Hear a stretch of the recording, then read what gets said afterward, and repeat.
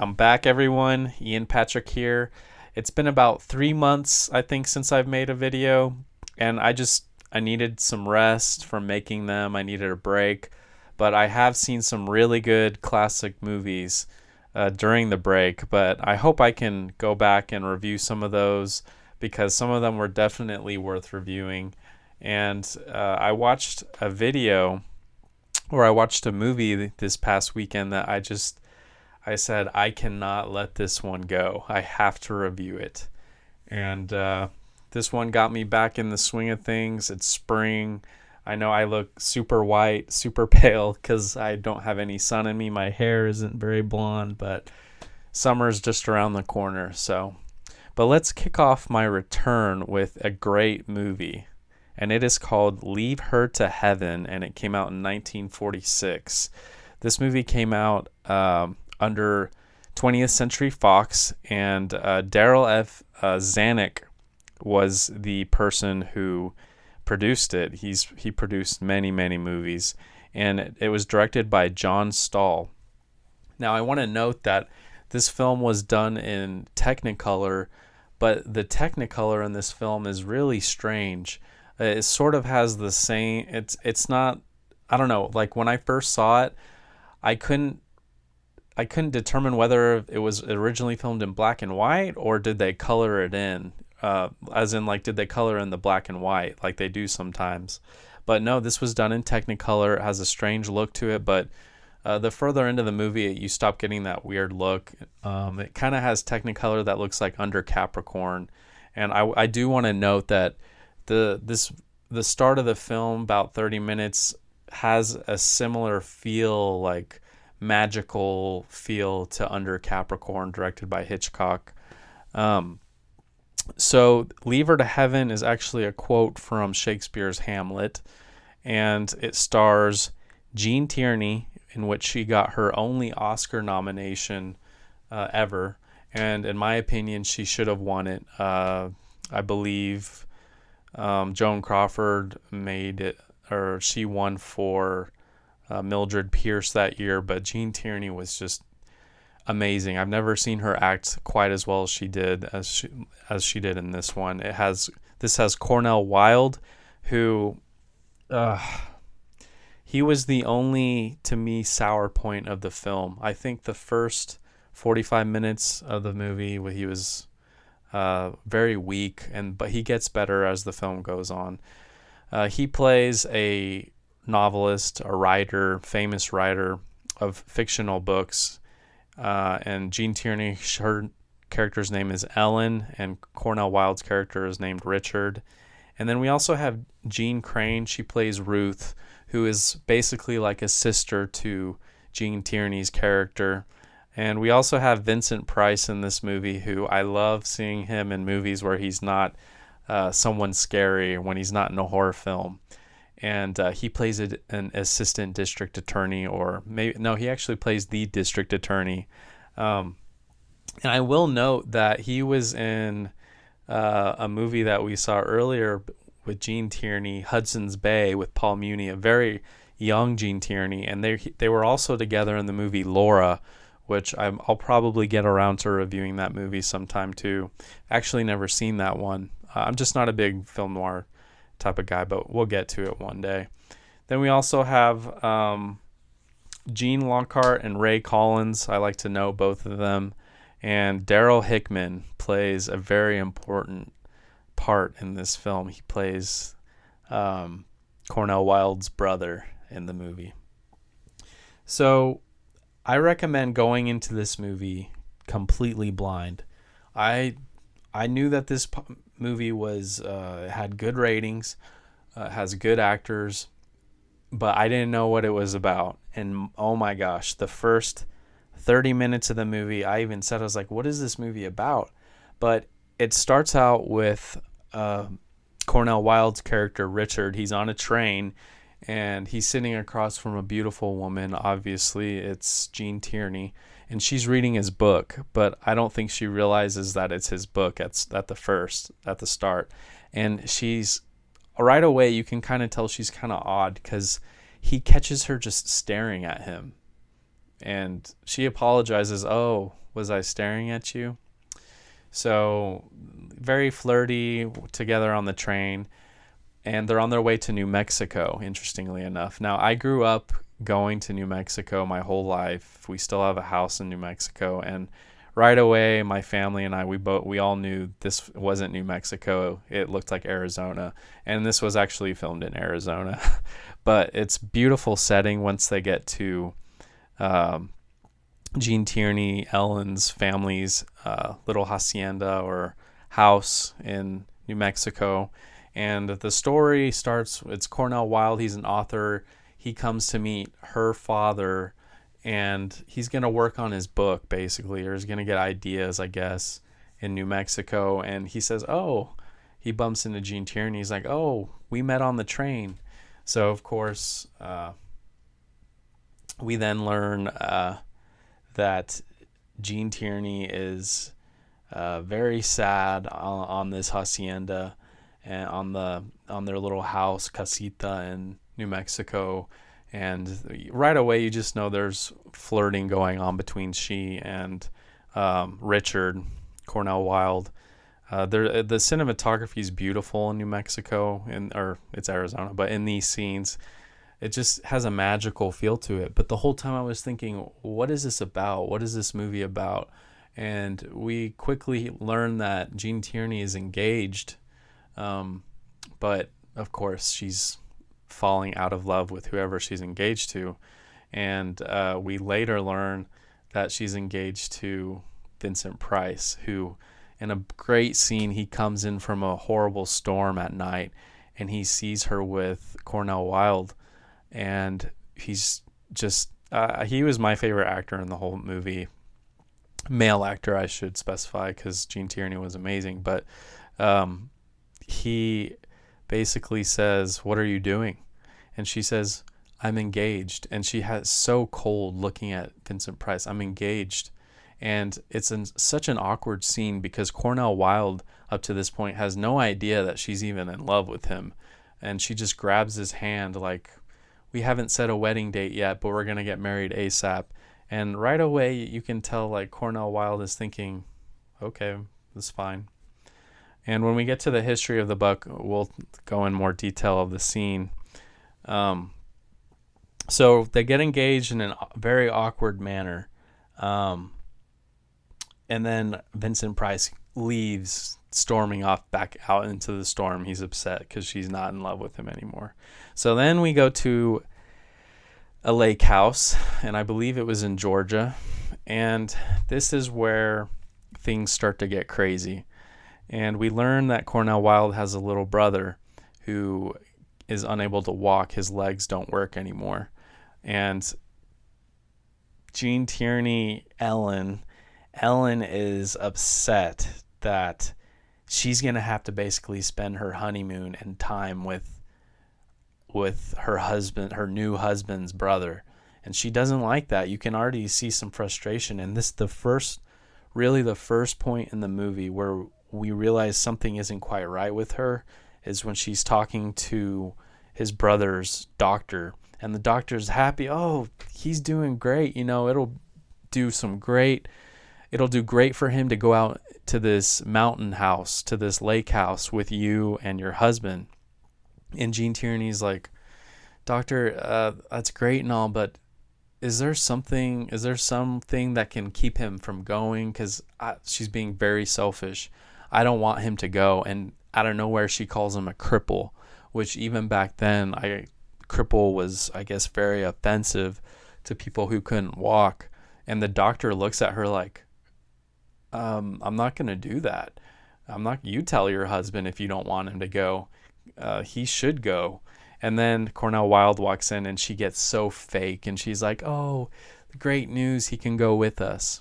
So basically, we then go to the lake house and everything's hunky-dory, beautiful life up there. But again, you can just tell that she is irritated that she's not alone with her husband. We start to see that Ellen doesn't really have any interests in life other than her husband. And it's awful that that he married her without knowing this. So anyway, we then get to the most famous scene of the entire movie, and rightfully so. And it's when she's basically teaching or helping Richard's little brother to swim again. And he's in the lake and she's in a boat. And she has these cool sunglasses on.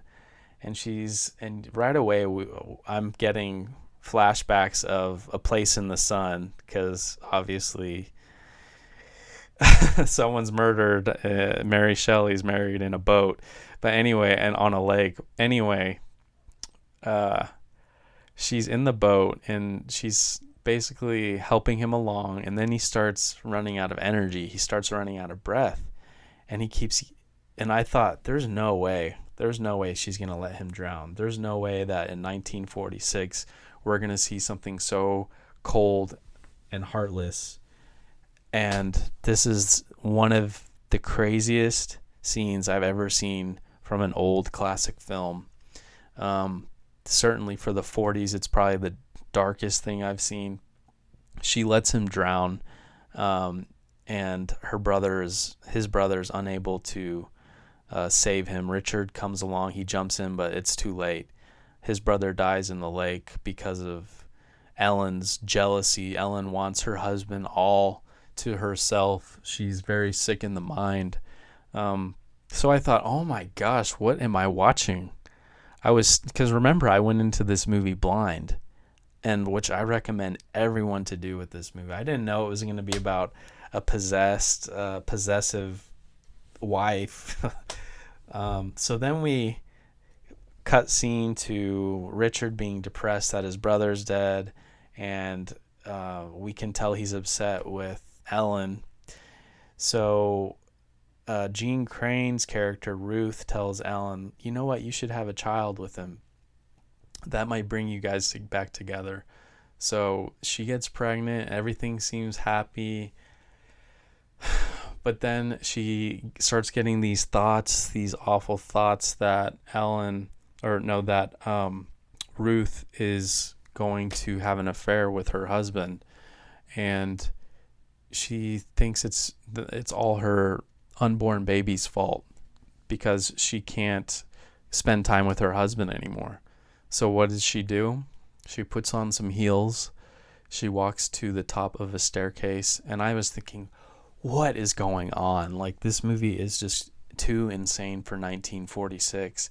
Again, it has reminded me again of A Place in the Sun, because there's a scene in that movie where she's contemplating getting an abortion, but in this movie, she's killing her unborn baby by falling down a flight of stairs, which she ends up doing.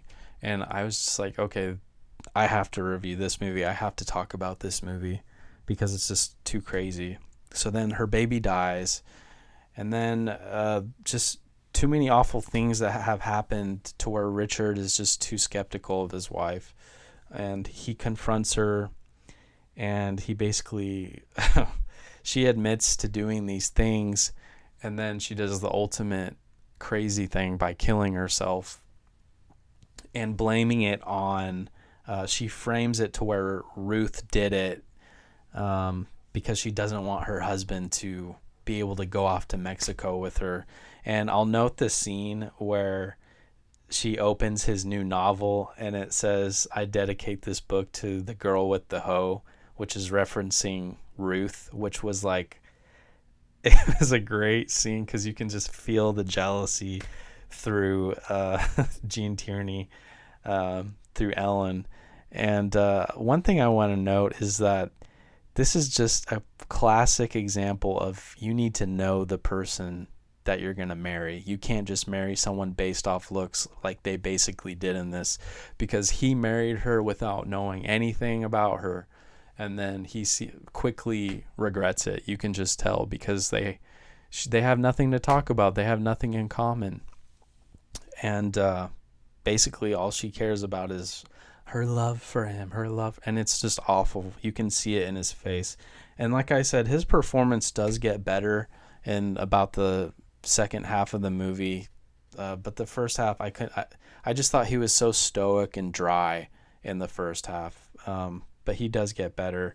So it ends with a big courtroom scene where Vincent Price is the district attorney putting Ruth on the stand, and very dramatic. But I won't give the total ending away. You have to watch this movie. I am going to give this movie a 3.5 stars. Almost a perfect film. It's not quite there just because I seriously thought Cornel Wilde, his character Richard, I think if it had been played by someone, a better actor, I think this movie just could have been 4 out of 4, but he just didn't do it for me. So I'm going to talk about the history of the film real quick, because there's quite a bit that Jeanne Tierney talks about in her autobiography, which she is quite beautiful. And here's a picture of her from the movie in her swimming suit.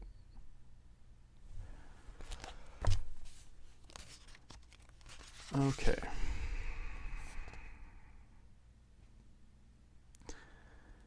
So not many weeks later, I was at a cocktail party one evening when Zanuck told me he was thinking of giving me the part of Ellen in Leave Her to Heaven. I had read the novel, and knew Fox had bought the film rights. The role was a plum, the kind of character Bette Davis might have played, that of a bitchy woman. I don't think I have such a nature, but few actresses can resist playing a bitchy woman. I quickly told Zanuck that he would never regret it if he gave me the part. In a few days, he called me back and said simply, quote, "You're Ellen." The director was John Stahl, who had started out in the early days of the silent movies. He was an elderly gentleman by the time I met him, but he still had a reputation for bringing out the best in an actress. I soon realized why. He showed me such confidence in me that I blossomed under his approval. He could be a taskmaster too. One Saturday night, just before quitting time, he suggested we run through the scene we were to shoot on Monday morning. He wanted the cameraman to see how the scene would play so he could work out the lighting of the set. This was a crucial moment in the picture. Ellen, an insanely jealous wife, drowns her husband's kid brother rather than risk sharing her husband's affections. I was anxious for Stahl to see me play the scene, and I found out if my interpretation was on the mark. After I had finished my lines, there was a hush. Then suddenly Stahl groaned, quote, "That was perfect, just the way it should be done. But oh God, you will never get it. Again, never in a million years." I walked over to his chair and said calmly, quote, "Of course I will. I've been rehearsing it that way all along. I can do it again. I promise you." Ignoring me, he rose and called out, "Quitting time." He left the set mumbling, quote, "You will never get it that way again, never." The rest of the weekend I was a wreck, worrying about Monday morning, but to Stahl's surprise, I recreated the scene exactly the way I had rehearsed it. Cornel Wilde was my leading man, fresh from his success as Chopin in A Song to Remember. One scene took place in the library where I was to propose to him.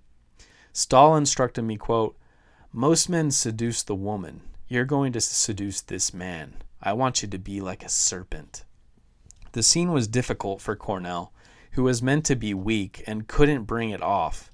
At the end of each take, and there were several, the gaffers on the crew would whistle at me. Ordinarily, I wouldn't find a whistle flattering, but in this case it meant approval. Impatiently, Stahl waved his hand at the crew and turned to Wilde, quote, "They all seem to understand how the scene should be played," he demanded. "Why can't you?"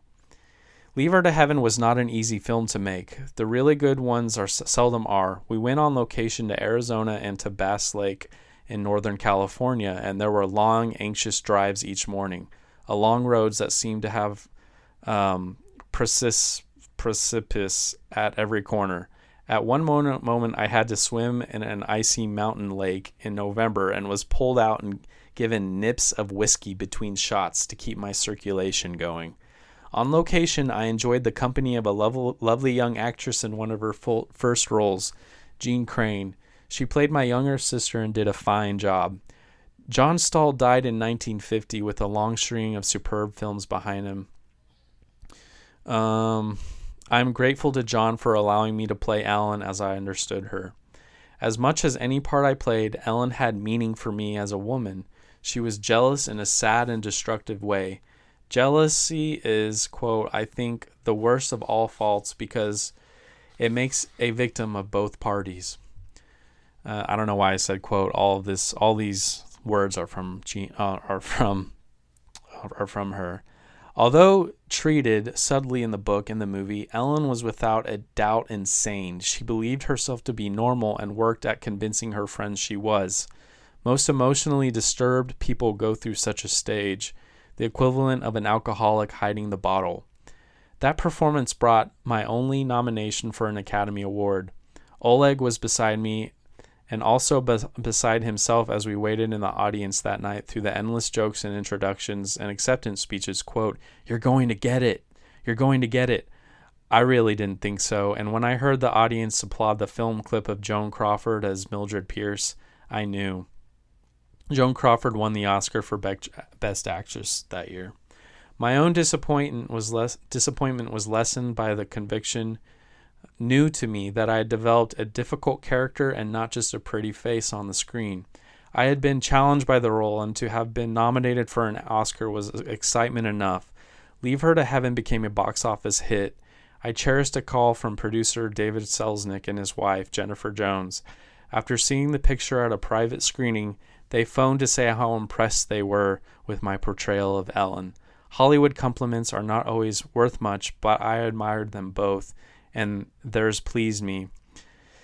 Yet I suppose the most sincere compliment of all came from a gentle black lady who cooked for friends of mine in Cape Cod. When I went to visit their home, they asked in some embarrassment if I could speak to the cook. Quote, "She saw your new film, and when she heard you were coming, she threatened to leave. I went to the kitchen and said hello. We chatted, and after a few minutes, the cook smiled and said, 'Oh, ma'am, you sure were mean in that picture. Now that I've seen you, you're real nice.'